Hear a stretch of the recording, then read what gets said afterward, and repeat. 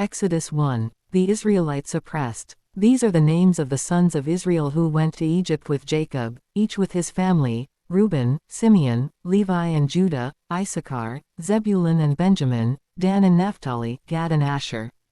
The descendants of Jacob numbered 70. In all, Joseph was already in Egypt. Now Joseph and all his brothers and all that generation died, but the Israelites were exceedingly fruitful. They multiplied greatly, increased in numbers and became so numerous that the land was filled with them. Then a new king, to whom Joseph meant nothing, came to power in Egypt. Look, he said to his people, the Israelites have become far too numerous for us.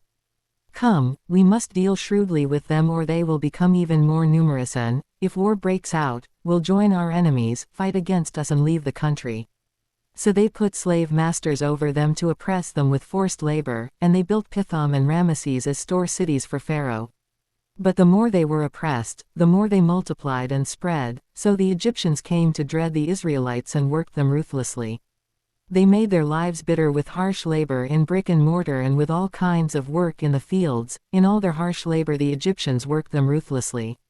The king of Egypt said to the Hebrew midwives, whose names were Shiphrah and Puah, when you are helping the Hebrew women during childbirth on the delivery stool, if you see that the baby is a boy, kill him, but if it is a girl, let her live. The midwives, however, feared God and did not do what the king of Egypt had told them to do. They let the boys live.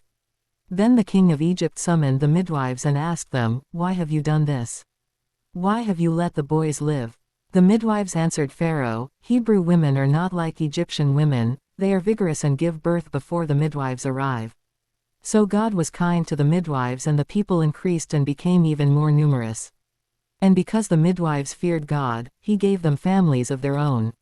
Then Pharaoh gave this order to all his people, every Hebrew boy that is born you must throw into the Nile, but let every girl live.